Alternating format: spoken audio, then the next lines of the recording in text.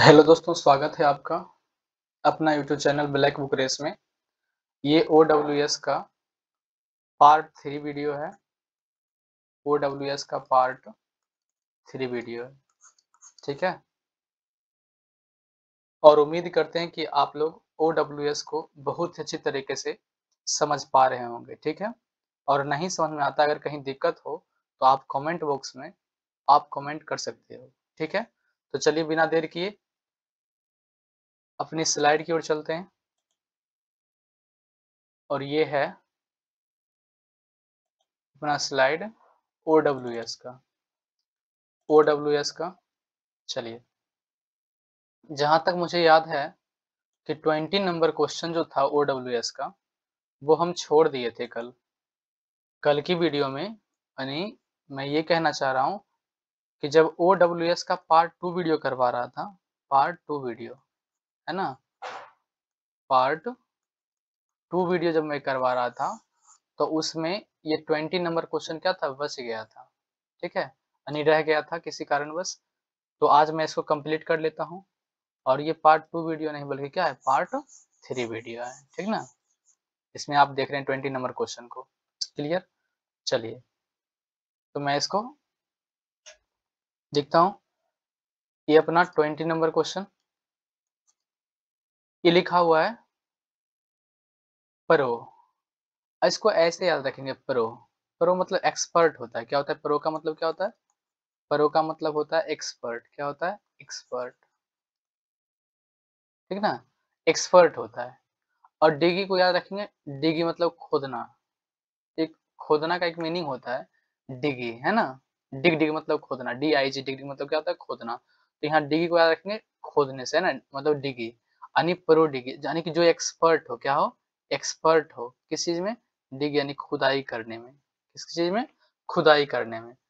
Pro यानी कि expert हो, क्या हो, एक्सपर्ट हो किस चीज में, खुदाई करने में, है ना, डिगी। यानी कि उसको रखेंगे डिग से याद रखेंगे, डी, है ना, डिग मतलब खोदना। तो जो प्रो हो यानी कि एक्सपर्ट हो किस चीज में, खोदने में। किस चीज में? खोदने में। तो वो क्या है, एक्सपर्ट आदमी हो गया। क्या हो गया? एक्सपर्ट आदमी हो गया।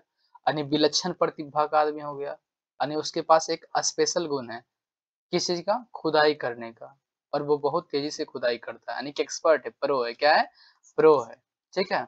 तो इसका मतलब क्या हो गया, अ पर्सन स्पेशली, है ना, specially and specially a young one with exceptional ability, यानी जिसके पास एक अपवाद वाला गुण हो, मतलब एक विलक्षण प्रतिभा हो। क्या हो? विलक्षण प्रतिभा हो।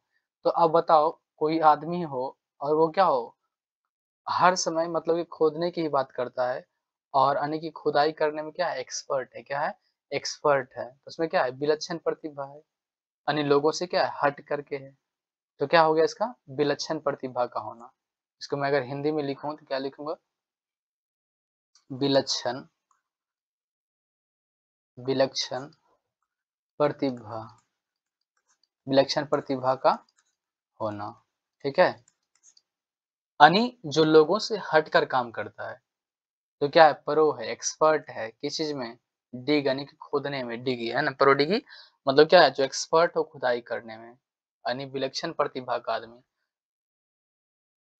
A person specially a young one with exceptional ability, यानी कि अलग किस्म का एबिलिटी हो जिसके पास, है ना, चाइल्ड ऑफ अनउजुअल और रिमार्केबल, है ना, जो चिन्हित किया जा सकता है, अनउजुअल यानी कि साधारण किस्म का जो आदमी नहीं हो, जो बिल्कुल अद्भुत हो, यानी वैसा बच्चा जो क्या हो, अद्भुत हो।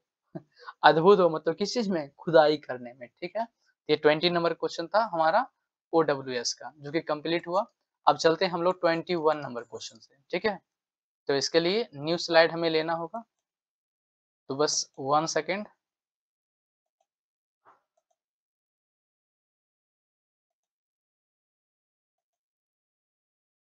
ये अपना न्यू स्लाइड 21 नंबर क्वेश्चन, ये रहा आपके सामने क्वेश्चन नंबर 21। इसको हम लोग देखते हैं।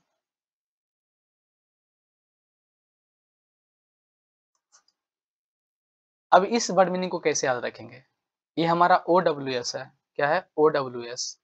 OWS मतलब वन वर्ड सब्स्टिट्यूशन, ठीक ना?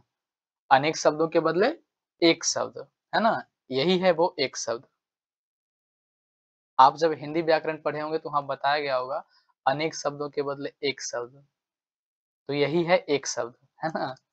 और अनेक अनेक शब्द यहाँ लिखा हुआ है, अनेक शब्दों के बदले एक शब्द, ये है एक शब्द, ठीक है? वन वर्ड सब्स्टिट्यूशन, ठीक है? तो 110 इसको कैसे याद रखेंगे? 100 EX EXO क्या रखेंगे याद? 100 से। क्या याद रखेंगे? 100 से। किससे याद रखेंगे? 100 से, ठीक है? और यहाँ 10 रखेंगे। क्या 10? 110 यानी विदाई समारोह के टाइम उन्होंने उसे जो क्या है मतलब कि विदाई समारोह में लोग 110 रुपया क्या है यहाँ देखो मेथड में क्या लिखा हुआ है यहाँ देख लेना जरा 100 EXO को क्या रखेंगे 110 ठीक है। विदाई या प्रस्थान के टाइम उन्होंने मुझे जुआरी के रूप में 110 रुपये दिए। मतलब विदाई समारोह में लोग ज्यादातर 110 रुपये देते हैं, 110 रुपये देते हैं, ऐसा मान लो। या आप ऐसा इस तरीके से याद रख लें कि जब भी विदाई समारोह में हम जाते हैं तो 110 रुपया ही देते हैं। क्या करते हैं? 110 रुपया देते हैं और विदाई समारोह में शामिल हो जाते हैं, ठीक है?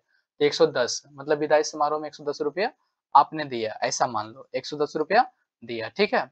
110 मतलब क्या हो गया? विदाई समारोह 110 रुपया, यानी कि विदाई समारोह में ज्यादातर लोग क्या करते हैं? 110 रुपया देना पसंद करते हैं, है ना? 110 रुपया देना अच्छा मानते हैं, ठीक है? 110 रुपया, ठीक है? 110 कब देते हैं? विदाई समारोह में। निर्गमन में देते हैं, प्रस्थान में देते हैं, विदाई के टाइम में देते हैं, विदाई के टाइम में। मतलब लार्ज स्केल डिपार्च है ना डिपार्ट डिपार्चर ऑफ पीपल, जब लोग डिपार्ट करते हैं मतलब एक स्थान को छोड़कर दूसरे स्थान के लिए प्रस्थान करते हैं तो वैसे टाइम में क्या करते हैं? 110 रुपये देते हैं। 110 क्या याद रखेंगे? 110 से याद रखेंगे इसको। कब देते हैं? तो प्रस्थान, निर्गमन और विदाई के टाइम में, विदाई के टाइम में। इसका मतलब क्या है? 110 को क्या याद रखेंगे? विदाई, है ना? विदाई या प्रस्थान या निर्गमन से याद रखेंगे, ठीक है? चलिए अब हम लोग चलते हैं क्वेश्चन नंबर हम लोग चलते हैं क्वेश्चन नंबर 22 की तरफ। ये अपना एक बहुत ही प्यारा OWS आपके सामने है 22 नंबर। इसको याद रखेंगे ऑनर से। क्या याद रखेंगे? ऑनर से। तो ऑनर, अब बताओ इसको याद रखेंगे ऑनर से, HONOR, बस इतने पढ़ेंगे ऑनर, इतना से ही याद रख लेंगे इसको ऑनर। अब ऑनर को क्या है? ऑनर। अब मान लो कोई ऑनर है दुकान का ऑनर, इसको याद क्या रखेंगे? ऑनर से। तो अब दुकान का ऑनर जो होता है वो खुद वेतन नहीं लेता है, बल्कि जिसको काम करवाता है अपने दुकान में, जो दुकान का ऑनर होता है, किसी शॉप का ऑनर होता है, वो खुद पैसे नहीं लेता है। सारा सब कुछ तो उसी का है, तो वो वेतन नहीं लेता है, बल्कि जो उसके यहाँ काम करता है उसको वेतन देता है। यानी ऑनर कैसा हो गया? अवैतनिक हो गया, है ना? कैसा हो गया ऑनर? अवैतनिक हो गया, जिसका कोई वेतन फिक्स नहीं होता है। अन्यथा कोई वेतन नाम का चीज नहीं होता है। ये तो खुद दुकान का ओनर है, शॉप का ओनर है, तो ये क्या लेगा मतलब वेतन? ये अपने काम पर काम मतलब अपने दुकान या शॉप में काम जो करता है इसके यहाँ आकर के उसको ये वेतन देता है, ना कि ओनर खुद वेतन लेता है, ठीक है? तो यहाँ ओनर से याद रखेंगे जो क्या होता है? अवैतनिक होता है। हाँ, ये कोई वेतन लेता नहीं है, क्योंकि सारा संपत्ति उसी का होता है, ठीक है? Owner. The one who holds a post, यानी वह जो होल्ड करता है एक पोस्ट को विदाउट एनी सैलरी, यानी किसी प्रकार का सैलरी जो नहीं लेता है, जो किसी प्रकार का सैलरी नहीं लेता तो क्या कहते हैं? ये ऑनर से याद रखेंगे, है ना? ये वो ऑनर होते हैं, यानी जो किसी प्रकार का सैलरी नहीं लेता। One who holds a post, यानी कि एक पोस्ट पर वो रहते हैं, यानी ऑनर के पोस्ट पर रहते हैं, लेकिन विदाउट एनी सैलरी, यानी कि कोई प्रकार का सैलरी वो नहीं लेते हैं, ठीक है? तो वो क्या होता है? अवैतनिक होते हैं, जिसको ऑनर से याद रखेंगे। क्या याद रखेंगे? ऑनर से। ऑनर जो होते हैं क्या होते हैं? अवैतनिक होते हैं, वो किसी प्रकार का सैलरी नहीं लेते हैं, विदाउट एनी सैलरी, है ना, वो वर्क करते हैं। ठीक है, अब आते हैं हम लोग क्वेश्चन नंबर 23 पर। क्वेश्चन नंबर 23 ये भी बहुत ही बढ़िया है, ये भी बहुत ही प्यारा वर्ड मीनिंग OWS है। 23 नंबर क्वेश्चन यहाँ लिंक किया है, देखेंगे ए मतलब एक, अब BUND को क्या पढ़ा है, बूंद पढ़ा है, क्या पढ़ा है, बूंद। बूंद ANCE को पढ़ा है अनेक, क्या पढ़ा है, अनेक। मतलब एक एक बूंद से अनेक मात्रा में पानी इकट्ठा किया जा सकता है, मतलब कि प्रचुरता, मतलब प्रचुर मात्रा में होना, यानी एक एक बूंद। आप इधर ना भी याद रखें तो कोई दिक्कत नहीं है, ठीक है, इधर आप ना भी देखें तो कोई दिक्कत नहीं है, बस आप इतना याद रखें, एक बूंद, है ना, यानी एक एक बूंद करके, एक एक बूंद करके, ये मतलब एक, यानी एक एक बूंद करके, है ना, क्या होते हैं, तालाब में जब पानी इकट्ठे हो जाते हैं, पानी इकट्ठे हो जाते हैं तो वो क्या हो जाते हैं, प्रचुर मात्रा में हो जाते हैं, यानी एक एक बूंद से अनेक मात्रा में पानी क्या हो जाता है, यानी कि एक एक करके, यानी एक एक बूंद करके जब पानी इकट्ठा हो जाता है तो वो क्या हो जाते हैं, मतलब वो प्रचुर मात्रा में हो जाते हैं वहाँ पानी इकट्ठा। प्रचुर मात्रा में तो क्या है, मतलब जितना जरूरत हो उतना, ठीक है। तो यहाँ इस याद रखेंगे, एक बूंद यानी कि एक एक बूंद करके, एक एक बूंद करके जब पानी क्या होता है, इकट्ठे हो जाते हैं तो वो क्या हो जाते हैं, प्रचुर मात्रा में हो जाते हैं, यानी कि सफिशियंट हो जाते हैं, है ना, प्रचुर मात्रा में हो जाते हैं, ठीक है। मतलब quantity that is more than enough, जो जितना जरूरत है, यानी जरूरत के अनुसार है, ए quantity that is more than enough, यानी जितना जरूरत है उतना से भी कुछ ज्यादा है, मतलब कि प्रचुर मात्रा में, क्या है, प्रचुर मात्रा में। तो इस वर्ड मीनिंग को कैसे याद रखेंगे, इस OWS को कैसे याद रखेंगे, एक एक बूंद, एक एक बूंद करके जब पानी इकट्ठे हो जाते हैं तो वो क्या हो जाते हैं हमारे लिए, यानी प्रचुर मात्रा में हो जाते हैं, क्या हो जाते हैं, प्रचुर मात्रा में हो जाते हैं। या मान लीजिए किसी तालाब में जब एक एक बूंद करके पानी क्या होता है, वो भर जाते हैं, तो वहाँ के वासियों के लिए वो क्या हो जाता है, प्रचुर हो जाता है, क्या हो जाता है, एनफ हो जाते हैं, मोर देन एनफ हो जाता है, यानी कि जरूरत से भी ज्यादा पानी इकट्ठे हो जाते हैं, ठीक है। हम लोग देखते हैं 24 number question, question number 24, 24 number OWS, 24 number, ये लिखा हुआ है एंटागोनिस्ट। आप जब सेनो एंटो करवा रहे थे तो वहाँ सेनो एंटो में आप लोग देखे होंगे, सेनो एंटो में इस वर्ड मीनिंग को देखे होंगे, एंटागोनिस्ट, है ना, इसको याद किए थे हम लोग, एंटा मतलब एंटी से याद किए थे, क्या किए थे याद, एंटी से याद किए थे। तो एंटी लोग तो होते ही दुश्मनी है, एंटागोनिस्ट मतलब क्या हो गया, दुश्मनी हो गया, यानी शत्रु हो गया, दुश्मन हो गया, यहाँ से याद रखेंगे हम लोग, है ना। एंटागोनिस्ट का मतलब क्या हो गया, यहाँ देख रहे हैं ना, एंटी से याद रखेंगे, इसको क्या रखेंगे याद, एंटी, ANT को याद रखेंगे, एंटी, है ना, एंटी से याद रखेंगे, मतलब क्या है, शत्रु होता है एंटी, और दुश्मन, इस तरीके से। तो a person who oppose another, जो दूसरों को क्या करता है, अपोज करता है ना, मतलब कि रोकता है, क्या करता है, रोकता है, तो शत्रु क्या करता है, रोकता ही तो है, मतलब a person who oppose another, यानी कि जो दूसरों को रोकता है, खींचता है, वही तो क्या हो गया, वही तो शत्रु होता है, दुश्मन। तो एंटागोनिस्ट को याद रखेंगे हम लोग एंटी से, क्या याद रखेंगे, एंटी से, है ना, एंटागोनिस्ट का मतलब क्या हो गया, दुश्मन या शत्रु हो गया, ठीक है। चलिए, ऐसे भी उतना ये हार्ड वर्ड मीनिंग था नहीं, ठीक है। चलिए, अब आइए बहुत ही प्यारा OWS क्वेश्चन नंबर 25, यहाँ लिखा हुआ है, इसको कैसे याद रखेंगे, एस्थेटिक को याद रखेंगे कैसे, मतलब ऐसे, मतलब ऐसी थी कि सबकी नजर क्या हुई, टिक गई। इसके बाद AES को क्या रखेंगे याद, AES को क्या पढ़ेंगे, ऐसी, और THE को क्या पढ़ेंगे, थी, और TI से मतलब क्या, टिक, यानी कि वो ऐसी थी, कौन, ये, है ना, ये हेमा मालिनी, ठीक है ना, जो काफी खूबसूरत लग रही है पिक्चर में। तो ऐसी थी कि सबकी नजर क्या हुई, टिक गई इनके ऊपर, है ना, इनके ऊपर सबकी नजर क्या हुआ, टिक गई, यानी ऐसी थी कि सबकी नजर क्या हुआ इनके पास, यानी इनके ऊपर टिक गई, ऐसी थी, या फिर ऐसे कह सकते हो, वो ऐसी थी कि सबकी नजर क्या हुआ, टिका का टिका रह गया, या उनके ऊपर टिकी का टिकी रह गई, मतलब सबकी नजर क्या हुआ, उनके ऊपर से हट ही नहीं रहा था। ऐसे थी कि सबकी नजर क्या हुआ, उनके ऊपर टिक गई। ठीक है, मतलब वो क्या थी, काफी सुंदर थी। क्या थी, सुंदर थी। कैसा थी, सुंदर थी। ठीक है, इसका मतलब क्या, ऐसी थी कि सबकी नजर क्या हुई, टिक गई। ऐसी थी कि सबकी नजर क्या हुआ, उस पर टिक गई, मतलब वो काफी सुंदर थी। तो एस्थेटिक का मतलब क्या हो गया, सुंदर। क्या हो गया, सुंदर। मतलब having to do with artistic beauty, यानी जिसके पास क्या हो, मतलब है ना, अच्छी सौंदर्यता हो। क्या हो, सौंदर्य परक या सौंदर्य शास्त्रीय, मतलब काफी सुंदर होना। Having to do with artistic beauty, या फिर कंसर्न्ड विथ ब्यूटी और द अप्रिसिएशन ऑफ ब्यूटी, यानी कि बहुत ही ज्यादा ब्यूटीफुल होना। ऐसे थी यानी कि ऐसी थी। क्या थी, ऐसी थी कि सबकी नजर क्या हुआ, उस पर टिक गया। मतलब इस वर्ड मीनिंग को सिर्फ समझ लो कि एस्थेटिक का मतलब क्या होता है, सुंदर होता है या सुंदरता होता है। क्या होता है, सुंदरता होता है। ठीक है, अर्थ तो आप समझ ही जाएंगे, वहां रहेगा ऑप्शन दिया हुआ, आप मार दोगे, कोई दिक्कत नहीं है। ठीक है, चलिए हम लोग आते हैं अब नेक्स्ट स्लाइड में।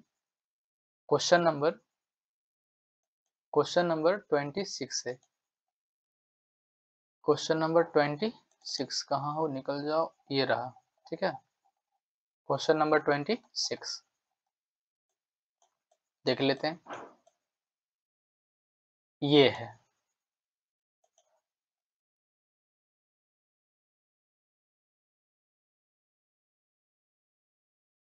चलिए ये कोई 26 नंबर क्वेश्चन है।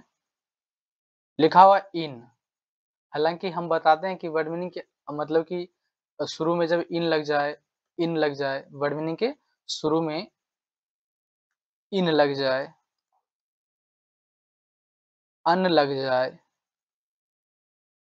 इम लग जाए, इस तरीके से, या डिस लग जाए, तो ये क्या करता है, वर्ड मीनिंग को निगेटिव बना देता है। कैसा बना देता है, वर्ड मीनिंग को निगेटिव बना देता है, यानी कि सार्थक नहीं बल्कि निरर्थक अर्थ निकाल देता है। मतलब इसको उसको अपोजिट कर देता है। ठीक है, लेकिन यहाँ इस मीनिंग को याद रखने के लिए हम उसको निगेटिव नहीं बल्कि चीजों को पॉजिटिव लेकर के समझेंगे इसको, है ना। मतलब इन, यहाँ इन का मतलब सब जानते हैं क्या होता है, में होता है। क्या होता है, में। ठीक है, इसको याद रखेंगे डिस्पेंस, डिस्पेंस लिखा हुआ, डिस्पेंस, इसको पढ़ेंगे डिस्पेंसरी। क्या पढ़ेंगे, डिस्पेंसरी। मतलब इन मतलब में, और डिस्पेंस को पढ़ेंगे डिस्पेंसरी को। क्या पढ़ेंगे, डिस्पेंसरी। क्या पढ़ेंगे, डिस्पेंसरी पढ़ेंगे। मतलब इन डिस्पेंसरी, मतलब डिस्पेंसरी में मेडिसिन का होना क्या होता है, बहुत जरूरी होता है। डिस्पेंसरी बोलते हैं दवा खाना को। क्या बोलते हैं, दवा खाना को। तो दवा खाना में किस चीज का होना बहुत जरूरी है, दवाइयों का होना जरूरी है। दवाई होना जरूरी है, मतलब अनिवार्य है। तो इसका इनडिस्पेंसरी का, इनडिस्पेंसेबल का मतलब क्या हो गया, यानी कि अनिवार्य होना। क्या होना, अनिवार्य होना, आवश्यक होना। क्या हो गया, आवश्यक होना। यानी कि इन मतलब में, और डिस्पेंस मतलब क्या, डिस्पेंसरी। डिस्पेंस को याद रखें हम लोग डिस्पेंसरी से, तो डिस्पेंसरी में दवाई का होना जरूरी होता है, मतलब जरूरी या आवश्यक। इस वर्ड मीनिंग का मतलब क्या निकल गया, आवश्यक। इनडिस्पेंसेबल मतलब क्या है, इन मतलब में, और डिस्पेंसरी, इसको क्या याद रखेंगे, डिस्पेंसरी से याद रखेंगे। डिस्पेंस को याद रखेंगे किससे, डिस्पेंसरी से याद रखेंगे। यानी कि इन मतलब में, और डिस्पेंसरी यानी कि डिस्पेंसरी में दवाई का होना क्या होता है, अनिवार्य होता है या आवश्यक होता है। इसका मतलब क्या हो गया, आवश्यक और या अनिवार्य हो गया, आवश्यक या अनिवार्य हो गया। उसी बात को यहाँ लिखा है, that can not be done without, यानी that can not be done without a person who is absolutely necessary, यानी जो क्या हो, काफी नेसेसरी हो, फॉर समवन और समथिंग, जो किसी चीज के लिए, जो आदमी किसी चीज के लिए क्या हो, नेसेसरी हो। क्या हो, नेसेसरी हो। ये पर्सन की बात कर लेते थे, अ person who is absolutely necessary, जो वास्तव में क्या हो, जरूरी हो। क्या हो, जरूरी हो। तो इनडिस्पेंसेबल का मतलब क्या हो गया, अनिवार्य होना या आवश्यक होना। ठीक है, चलिए हम लोग चलते हैं 27 नंबर क्वेश्चन की तरफ। ठीक है, भाई इसको याद करने का यही एक बेस्ट तरीका हमें समझ में आता है। यदि आप सच में इस बात को चिंतन करते हैं, इसको सही तरीके से स्मरण करते हैं, चीज़ों को समझने की कोशिश करते हैं, तो यकीन मानो कि आप ओडब्ल्यूएस को बढ़िया से कर जाओगे। और नहीं तो फिर रट्टा लगाओ, है ना? रट्टा लगाने से कोई फ़ायदा होने वाला नहीं है। मैंने भी देखा है यार, ठीक? ये कितना रुलाता है, वोकैब जो होता है, वो कितना रुलाता है स्टूडेंट को कि कहा नहीं जा सकता है। वो चाहे सीबीएसई बोर्ड का ही क्यों ना हो स्टूडेंट, उसको भी झटका ये देता है, ठीक है? और बिहार बोर्ड वालों को तो कहना ही नहीं है। बिहार बोर्ड वाले तो पहले से ही लूल होते हैं, ठीक है? तो दिक्कत तो होती है, लेकिन अगर इस तरीके से किया जाए तो मुझे लगता है कि फिर दिक्कत नहीं होगा वोकैब में। आप एकदम आराम से कर लोगे। चलिए, अब इसको हम याद रखते हैं 27 नंबर क्वेश्चन। क्वेश्चन नंबर 27 को देखते हैं, कैसे याद किया जाए? तब तक आप पढ़िए क्या लिखा हुआ है। नीचे लिंक दिया हुआ है, ठीक है? मतलब नीचे लिखा हुआ है कि किस तरीके से हम लोग इसे याद कर सकते हैं, है ना? तो आप यहाँ से भी देख सकते हो। इसका तो कोई मतलब ही नहीं है। देखते हैं हम लोग। डी से लिखा हुआ है डिफरेंट। एनिमी नेम मतलब, है ना?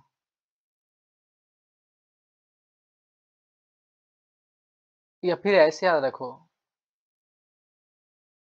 कैसे याद रखेंगे इसको? डॉन नेम ने। ये PSEU जो लिखा हुआ है, आप लोग को दिखाई दे रहा होगा, ये ई लिखा हुआ है। क्या लिखा हुआ है? ई लिखा हुआ है, ठीक ना? तब PSEU से लिखते हैं फस, है ना? फंसना। क्या याद रखेंगे? फंसना। PSEU को हम यहाँ लिखते हैं PSEU को हम लिखते हैं फंसना। क्या लिखते हैं? फंसना, ठीक है? यानी फंसने के डर से जो होता है, PSEU को रखेंगे, याद रखेंगे फंसना। क्या याद रखेंगे इसको? फंसना, ठीक है? या फंस, है ना? फंसना, ठीक है? यार यहाँ स्पेस भी नहीं है, चलो कोई नहीं। यहाँ क्या याद रखेंगे इसको? फंसना, ठीक है? ये PSEU को याद रखेंगे फंसना, यानी फंसने के डर से, फंसने के डर से जो डॉन लोग होते हैं, कौन? डॉन जो होते हैं, वो अपना नाम जो होते हैं, वो चेंज करके यूज करते हैं। PSU से याद रखेंगे फंसना, और DON यानी कि डॉन, कौन? डॉन। क्या याद रखेंगे यहाँ? डॉन, ठीक है? और यहाँ नाम, ठीक है? यानी कि फंसने के डर से जो डॉन होते हैं, वो अपना नाम को क्या करते हैं? बदल कर यूज करते हैं, यानी नाम को अलग अलग, यानी कि डिफरेंट तरीके से यूज करते हैं, है ना? अलग अलग तरीके से यूज करते हैं। तो PSU से याद रखेंगे फंसने के डर से जो डॉन होते हैं, कौन होते हैं? डॉन। वो अपना नाम क्या होते हैं? बदल कर रखते हैं। क्या करते हैं? बदल कर रखते हैं, मतलब कि डिफरेंट नेम को यूज करते हैं, यानी कि लेखक के द्वारा अपनाया गया दूसरा नाम, यानी कि भिन्न भिन्न नाम, मतलब अलग अलग किस्म का, यानी कि डिफरेंट नेम का यूज करता है। तो लिखा हुआ है एन, ये लिखा हुआ है एन इमेजिनरी। इमेजिनरी मतलब काल्पनिक name assumed by an author, है ना? कि एक ऑथर के द्वारा, एक लेखक के द्वारा क्या किया जाता है? एज्यूम्ड किया जाता है, मतलब इमेजिनरी, मतलब एक इमेजिनरी नाम को क्या किया जाता है? एज्यूम किया जाता है, मतलब कि रखा जाता है, ठीक है? मतलब कि अलग नाम का यूज करना, अलग अलग नाम का यूज करना, इसका मतलब यही हो गया। तब तो हम लोग यहाँ से याद रखेंगे फंसने, PSEU को याद रखेंगे फंसने। फंसने के डर से जो डॉन होते हैं, वो अपना नाम क्या करते हैं? यानी कि बदल कर रखते हैं, यानी कि डिफरेंट नेम का यूज करते हैं, ठीक है? तो इसका अर्थ क्या हो गया? डिफरेंट या भिन्न भिन्न हो गया। क्या हो गया? डिफरेंट हो गया, ठीक है? यानी कि an imaginary name assumed by an author, यानी कि एक ऑथर के द्वारा क्या कहते हैं? नाम को एज्यूम किया जाता है, इमेजिनरी मतलब वास्तविक नहीं बल्कि काल्पनिक नेम को यूज किया जाता है, ठीक है? चलिए, हम लोग आते हैं 28 नंबर क्वेश्चन पर। क्वेश्चन नंबर 28 को देखते हैं। Question number 28। चलिए, इसको कैसे याद रखेंगे? 28 नंबर क्वेश्चन, तो बस इसको याद करना बिल्कुल आसान है। यहाँ MR से लिखते हैं मर, मरने। क्या रखते हैं इसको? मरने, ठीक है? MR से क्या रखते हैं? मरने। और TYR को पढ़ते हैं तैयार। क्या पढ़ते हैं? तैयार। यहाँ भी देखिए लिखा हुआ है ना, यहाँ भी लिखा हुआ है MAR को पढ़ा है मरने को तैयार, है ना, यानी कि TYR को पढ़ेंगे तैयार, क्या पढ़ेंगे यहाँ तैयार, जो मरने के लिए तैयार रहे, जो मरने के लिए तैयार होते हैं, है ना, वो सीमा पर लड़ने वाले क्या होते हैं, जवान होते हैं, जो है ना जवान होते हैं, जो देखते हो कि अक्सर क्या होता है शहीद हो जाते हैं, है ना, यानी कि MAR से मतलब क्या है, मरने को जो तैयार होते हैं, यानी कि जो शहीद होने के लिए तैयार रहते हैं, क्या होते हैं, शहीद होने के लिए तैयार होते हैं, वो हमारे क्या होता है, देश के जवान होते हैं, क्या होते हैं, देश के जवान होते हैं। तो यहाँ एम मतलब मरने, MAR को पढ़ेंगे मरने को तैयार, जो मरने को तैयार रहते हैं हमेशा, वो क्या होता है, हमारे देश के जवान होते हैं, है ना। और वो अक्सर मतलब कि है ना क्या होते हैं, शहीद होते रहते हैं, क्या होते हैं, शहीद होते रहते हैं, है ना, अपने देश के लिए, ठीक है। ऐसे सैनिकों के लिए क्या होता है, हमें गर्व होता है, ठीक है। हाँ, तो शहीद क्या इसको याद रखेंगे, शहीद। तो जो मरने को तैयार होते हैं वो हमारे देश के क्या होते हैं, जवान होते हैं, जो शहीद हो जाते हैं, ठीक है। यानी इसको बस याद रखने के लिए हमने ऐसा बोला कि है ना, जो मरने को तैयार रहते हैं, तो वास्तव में मतलब याद करने के व्यू से भी और सच में हमारे जवान जो होते हैं, हमारे देश के जवान जो होते हैं, वो सच में क्या होते हैं, तारीफ के काबिल होते हैं यार, है ना। वो अपने देश के लिए हमेशा है ना हथेली पर अपने जान को लेकर चलते हैं। वो कभी अपनी जान का परवाह नहीं करते हैं, कभी भी नहीं सोचते अपने घर परिवार के बारे में क्या होगा, कैसे होगा, ठीक है। वो तो हम और आप हैं जो कि सोचते हैं कि हम नहीं रहेंगे तो क्या होगा हमारे परिवार को। लेकिन जो सेना में बहाल हो जाते हैं, उनके लिए मतलब कि घर परिवार दोस्त यार सब क्या होते हैं, देसी होते हैं उसके लिए, है ना। यानी भारत माता को ही अर्पित कर देते हैं अपने अपने सिर को, है ना, कि माँ बस इस पर आप ही का अधिकार है। तो जो मरने को तैयार था वो क्या होता है, शहीद होते हैं, है ना, मतलब मरने को तैयार तो वो हमारे देश का क्या होता है, जवान होते हैं, जो दुर्भाग्य से कभी क्या होते हैं, शहीद हो जाते हैं। इसका मतलब क्या हो गया, शहीद होना, मतलब one who goes penalty of death, यानी जो पेनाल्टी के रूप में क्या देते हैं, यानी कि डेथ फॉर हिज, क्या लिखा हुआ है, परसिस्टेंस, है ना, परसिस्टेंस इन फैथ, यानी कि जो अपनी वफादारी के लिए, जो अपनी बहादुरी और वफादारी के लिए क्या करते हैं, यहाँ देखिए ये तो लिंक कर ही दिए थे, जो मरने को तैयार रहे वो हमारे देश का क्या होते हैं, जवान होते हैं, है ना, जो हम हमेशा क्या होते हैं, देश के लिए मरने को तैयार रहते हैं। और दुर्भाग्य से वो क्या होते हैं, कभी शहीद हो जाते हैं, इसका मतलब क्या हो गया, शहीद हो गया, ठीक है।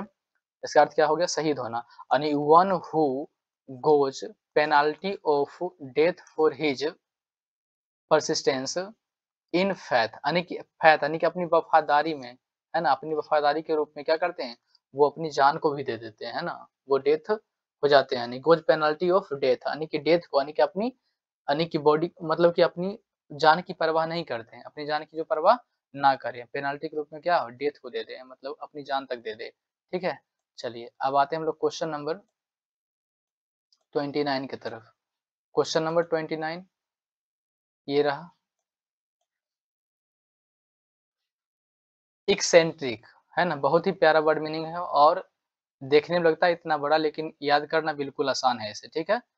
अब इस याद रखेंगे एक, ई सी से क्या याद रखेंगे, एक, और इस सेंटर, इसको क्या पढ़ेंगे, सेंटर, इतना क्या पढ़ लेंगे, सेंटर पढ़ लेंगे, इतना को गोला में हम भर लिए हैं, पर क्या पढ़ेंगे, सेंटर, क्या पढ़ेंगे, सेंटर, ठीक है। अब मैं इसको फिर से साफ करके मैं समझाता हूँ। अब इसको पढ़ेंगे एक, ई सी को क्या पढ़ेंगे, एक, और इस CENTER को पढ़ेंगे सेंटर, क्या पढ़ लेंगे, सेंटर, या सेंट्रिक पढ़ लेंगे, जो भी पढ़ना है, सेंटर, ठीक है। ऐसे सेंट्रिक एक्सेंट्रिक पढ़ोगे तो याद नहीं होगा, लेकिन इसको अगर तोड़ के समझते हैं, तोड़ के पढ़ते हैं तो आप समझ जाओगे, ठीक है ना, इस तरीके से जैसे मैं बता रहा हूँ। एक क्या पढ़ेंगे, एक सेंट्रिक मतलब सेंटर, एक सेंटर यानी जिसका दिमाग एक सेंटर में ना रहे, जिसका दिमाग एक सेंटर में ना रहे, वो कैसा आदमी होता है, सनकी होता है, क्या होता है, सनकी किस्म का आदमी होता है। एक्सेंट्रिक मतलब जिसका दिमाग एक सेंटर में ना लगे, यानी कि एक सेंटर मतलब क्या, जिसका दिमाग ऐसे देख लो, ये गोला है और ये एरो है, तो जिसका दिमाग बिल्कुल क्या सेंटर में ना लगे, है ना, जिसका दिमाग सेंटर में ना लगे, वो क्या होता है, इनसेंट्रिक होते हैं, क्या होते हैं, इनसेंट्रिक होते हैं, मतलब सन की किस्म का आदमी होते हैं। मतलब ये तो याद हो गया, जिसका एक सेंटर में दिमाग ना रहे, है ना, वो क्या हो गया, इनसेंट्रिक हो गया, मतलब सन की किस्म का आदमी हो गया, क्या हो गया, सन की हो गया। One who has a strange habit, मतलब है स्ट्रेंज का मतलब होता है अजीब किस्म का हैबिट होना, अजीब किस्म का हैबिट होना, यानी कि कोई ऐसे आदमी जो बिल्कुल अजीब किस्म का हो, है ना? जिसके पास हैबिट जो है बिल्कुल अजीब और गंदे किस्म का हो, ठीक है? यानी सनकी। तो एक्सेंट्रिक का मतलब क्या हो गया? सनकी हो गया, ठीक है? चलिए, अब हम आते हैं नेक्स्ट क्वेश्चन की तरफ। ये है हमारा क्वेश्चन नंबर 30 और इस वीडियो का लास्ट क्वेश्चन, ठीक है? तो इसको पहले समझ लेते हैं। तो ये इसको आज याद कैसे रखेंगे? इसको जो पढ़ना है आप पढ़ो, है ना? लेकिन हम कैसे याद रखेंगे इसको? इसको पढ़ेंगे एक सी। क्या पढ़ेंगे? एक सी, AXI एक सी, है ना? जो एक सी यानी कि एक जैसा ओम का उच्चारण करता है, ओम का उच्चारण करता है। जैसा कि आपको पिक्चर में दिखाई दे रहा होगा, ठीक ना? ये तपस्वी को आप देख रहे होंगे जो ओम नाम का जाप कर रहे हैं, ओम नाम का जाप कर रहे हैं, ठीक है? यहाँ ओम लिखा हुआ भी है, ये आप देख रहे होंगे पिक्चर में, ओम लिखा हुआ भी है ना? ओम लिखा हुआ भी है। चलिए, तो इसको कैसे याद रखेंगे? एक सी, जो एक सी सुर में या एक सी आवाज में ओम नमः शिवाय ऐसे या ओम नाम का जाप करता है, ओम नाम का जाप करता है, तो वो क्या होता है?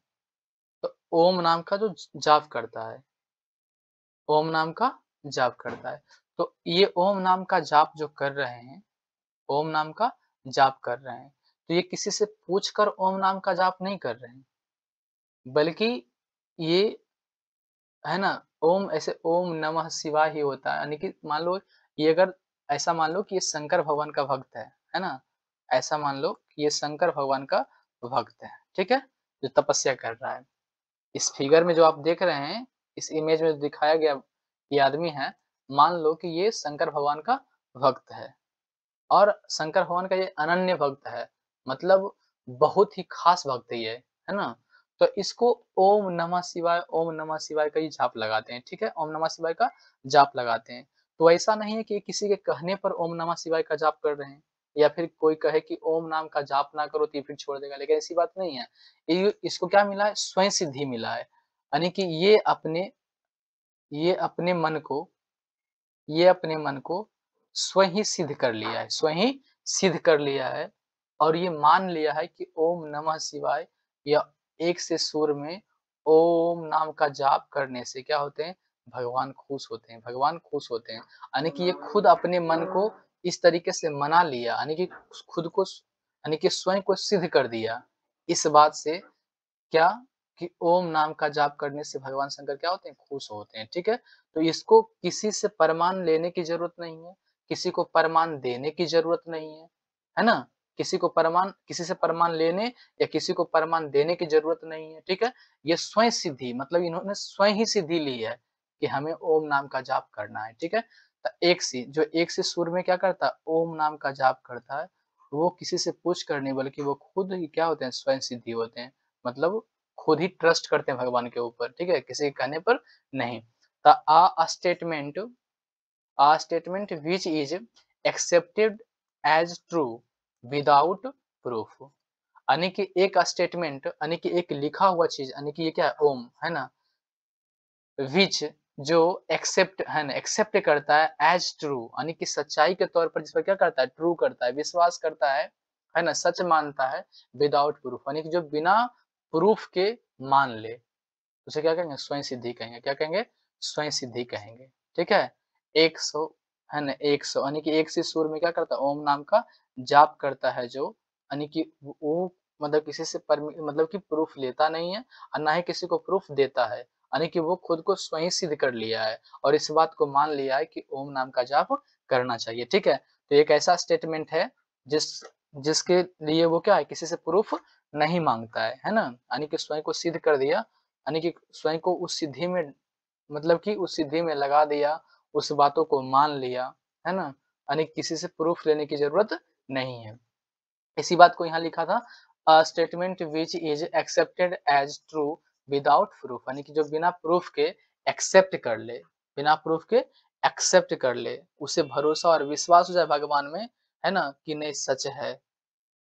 इसी को बोलेंगे क्या है? तो इस वर्ड मीनिंग का मतलब क्या हो गया? स्वयं सिद्धि। क्या हो गया? स्वयं सिद्धि। तो चलिए आज के लिए इतना ही। जय हिंद, मिलते हैं अगले वीडियो में, तब तक के लिए बाय।